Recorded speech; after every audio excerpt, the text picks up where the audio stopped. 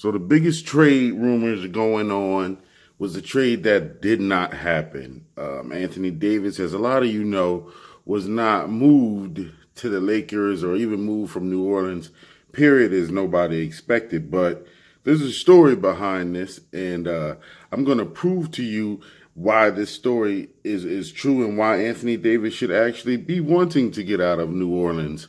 So just kick back, wait, and let's get it. I got that summertime sadness. Summertime. Hello, everybody. So, I'm starting out doing my intros a lot different. I'm going to cut down on as long as they are, and I'm going to do it a different way that I actually like doing. I figured that the music was a little too long. I'm a music head, so I wanted to, spice up my intros, but I'm going to shorten them up. But today I'm going to talk to you about Anthony Davis, on why I feel he should want to get out of New Orleans and why it's justified that he should want to leave New Orleans, because I think he's just going to waste his career and waste his prime in New Orleans. So I started off. Anthony Davis was drafted the number one pick in 2012 to the New Orleans Pelicans. It was a pretty good pick for New Orleans, especially after, they just lost superstar Chris Paul the year before. And a little crazy trade, I'll get to that maybe in a later video. Everybody knows about how Stern blocked that trade to the Lakers, but that's a different day for another time. So Anthony Davis was drafted to the Pelicans, in 2012. He had a good rookie year, won Rookie of the Year.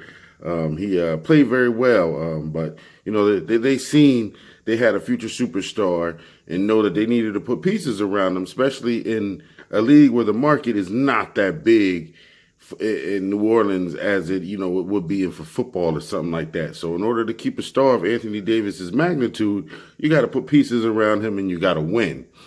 And New Orleans tried to do this, but they didn't really do that well at it. They also had a chance to pick in two picks in that same draft. And, coming out of college and even high school, Austin Rivers was a very high-touted prospect. People liked him because he had the flashy game. He was obviously Doc Rivers' son.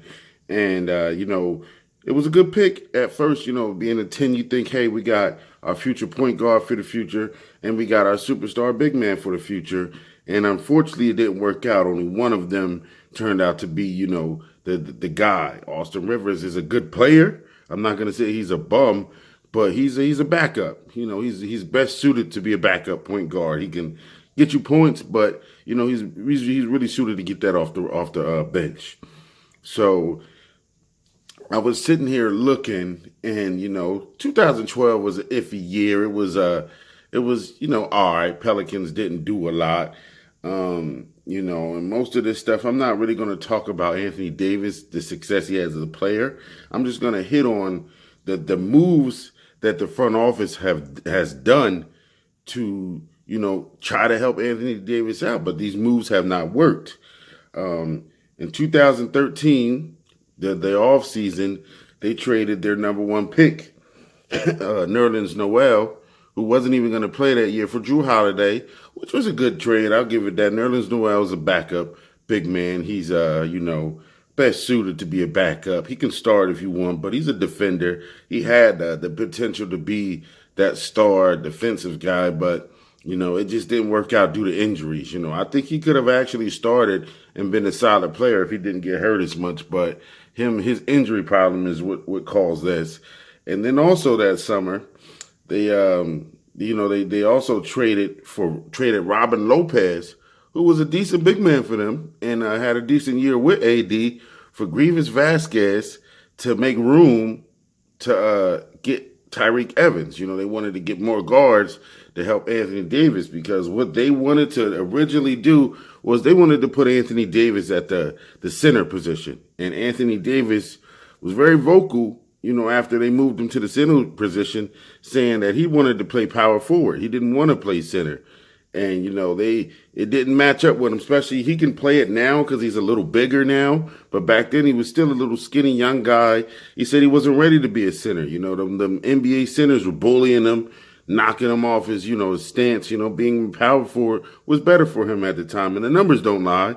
If you go check those numbers, when Anthony Davis was a power forward, he was averaging a lot more, way more efficient, getting a lot more rebounds and blocks as a power forward than you would as a center because you're getting bullied by those big centers, man. And back then, the game didn't fully change yet. So you still had those sturdy, big, strong centers that could, be effective on a team that wouldn't even, start today. They would come off the bench today. They also, like I said, they signed Tyreke Evans to a $44 million contract. Now, this is the beginning of this bad cycle that the Pelicans have done really for him because, they had Eric Gordon there. He was making a decent little pretty penny. And they tried to bring in Tyreke Evans. They were paying a lot of players top superstar money that shouldn't have been getting it. They were banking on Tyreke Evans having a resurgence with them because they got him from the Kings. And it was like, hey, we have a former rookie of the year right here. We need to, we can change the scenery, can help him out. Not realizing that, the reason he fell off was due to injuries. It wasn't due to anything that the Kings did wrong. He just was getting hurt. I also look here and you see, the following year after this season, like I said, I'm not really going to get into the seasons like that. I'm just going to break down why Anthony Davis wants to leave and the front office issues that they've been having with Dips. So, the following year, they go and trade for Omer Asik. Asik was a good backup on the Chicago Bulls, and they wanted, being the fact that Anthony Davis didn't want to play center anymore, they had to go get one. Now, if you go back to what I just said, they had a better center there already. They had Robin Lopez, and, they tried to jump off the porch to get rid of Robin Lopez so they can give Tyreke Evans all this money, not realizing that first year they even played, Tyreke Evans didn't even play that much. He was injured like that. Eric Gordon played a few games. I think he played 60 games that year. But, you had Robin Lopez there, who's a better center. He averaged more points and he was cheaper. They had to go trade for Omer Asik, who was due for an extension, and then give him big money. Omer Asik got big money from New Orleans. And this was the time of doing that a bargaining agreement where a lot of players were making money that shouldn't have been making money, and that summer was crazy because you got hired guys like John Lord and all these other guys get a top dollar. And also this year, Solomon Hill got almost $40 million from them. See what I mean? This is a repetitive thing that New Orleans keeps doing. And this is why Anthony Davis is getting frustrated because, yeah, you're trying to help him, but you're paying the wrong guys. And these guys aren't really able to come in and help Anthony Davis win a title, So those moves happen. You have Omer Asik making too much money. You have Tyreke Evans making too much money. You have Solomon Hill making too much money. And then, the following year, they give Jrue Holiday a big contract because of that bargaining agreement. A lot of guys were making real top max dollar when they shouldn't have been making it because teams had extra money with the new bargaining agreement to where it wouldn't tax you. And you got, look at that. Those are 3 bad contracts that they already have. Then you have Anthony Davis there, next year they don't really do much either. So then the following year after that, they start making some logical moves. The Anthony Davis makes it known, hey, y'all don't get me a superstar, I'm out of here. So what do? They notice, it comes to the year of 2016 and they're halfway through the year. They're having a bad year. They know they're having a bad year. And it's time to, make something happen if you want to keep Anthony Davis there. And pretty much what happens is they see the Kings are ready to move on from Boogie Cousins. They offer, Buddy Hield, Langston Galloway, Tyreke Evans, and a first-round pick for Boogie Cousins and Amari Caspi. And, it was a move Anthony Davis actually liked. He actually liked the move. Those are 2 Kentucky guys.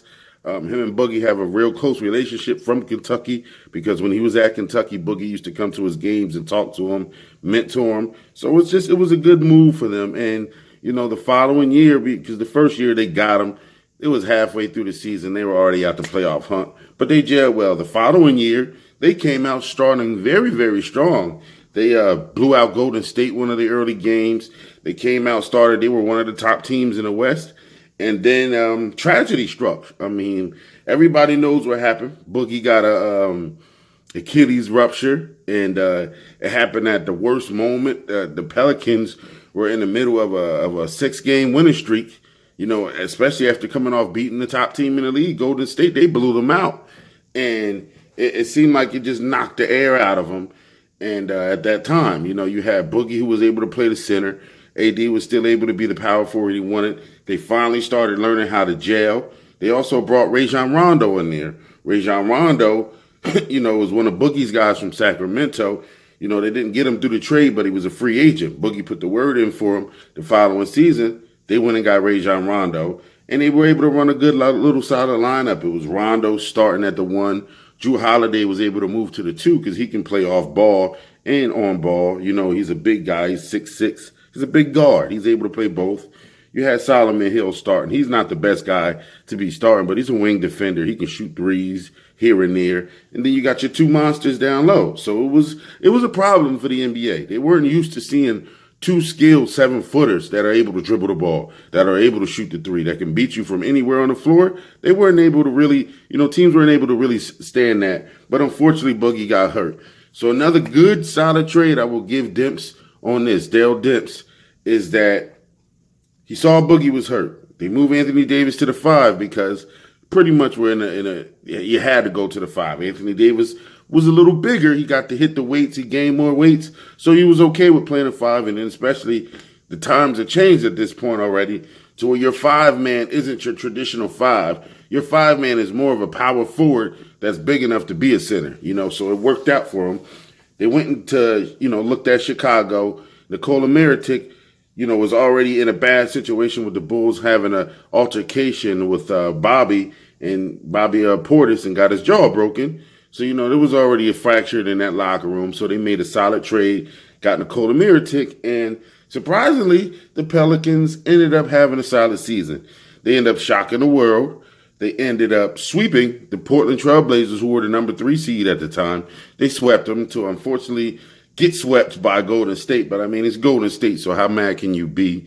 But, you know, and in New Orleans, this was a big win. They haven't really had much playoff success. The last time they made it before, they got into the playoffs and got swept by Golden State again in the first round. They had a chance to win one game, but that's when Steph Curry was having his magical year and hit a game-winning buzzer beater to beat him. But, you know, after this year, you would think big things are about to happen for New Orleans. They got their superstar. Anthony Davis is young. You know, they have DeMarcus Cousins to come back from injury. You got Mirotic there. You got Rondo. You got a solid team. You're starting to get better.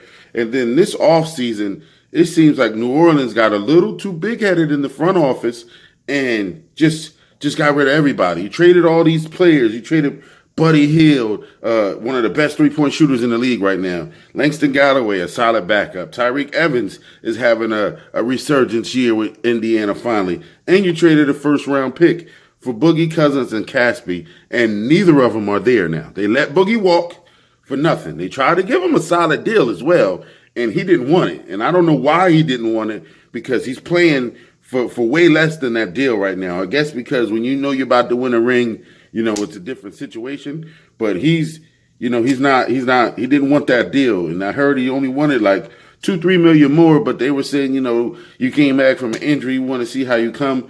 You know, that rubbed Anthony Davis the wrong way, because they said Anthony Davis told them to do everything in their power to keep DeMarcus Cousins.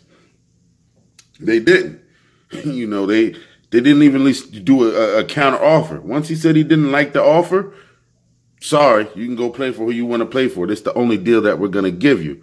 So that happened, you know. And then another big thing that happened was Rajon Rondo was a good friend of Anthony Davis, and Anthony Davis loved playing with him. I mean, when you have a point guard like Rondo, who's a pure point guard, who's a pass-first point guard, who's always looking to set up his teammates, you're going to love playing with him, you know, and they let him walk. And then they thought, hey, you know, we can replace him with Alfred Payton, because Alfred Payton, ever since he came out of college, was always compared to Rondo with the jumper. And they let Rondo walk, go to the Lakers. Let Boogie walk, go to the, to the Warriors, and we're just thinking, hey, we still got Drew Holiday, we got Elfrid Payton, we got Mirotic here for you, AD. We still got a team you can win with, and AD was already coming into the season, with a little pissed off. He was sitting there, thinking, hey, they got rid of everybody we were successful with. Even though Boogie wasn't there for the playoffs,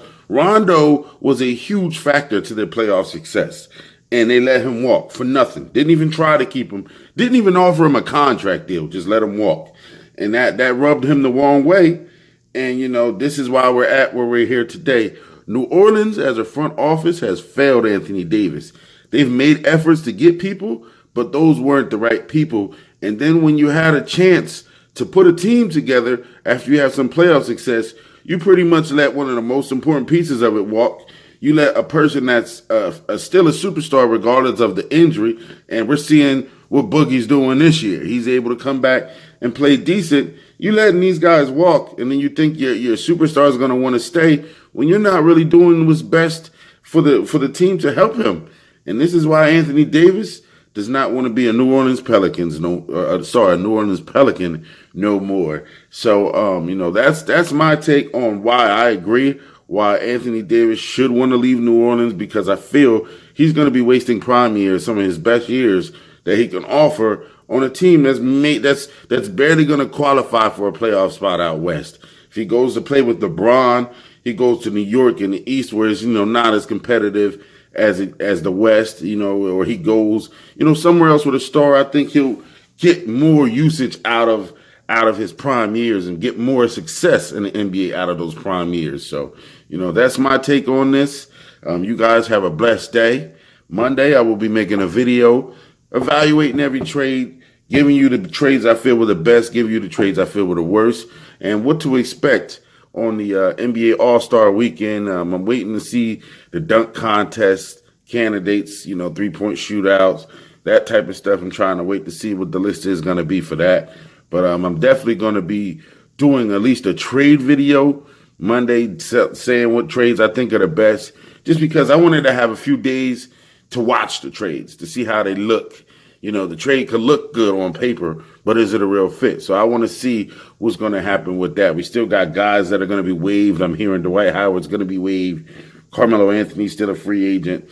And there's some other veteran guys on bad teams that they're looking to waive. I'm even hearing Vince Carter might be waived soon so he can go play for, a contender somewhere. So, that's my thoughts on Anthony Davis. You guys enjoy your weekend. I'm out.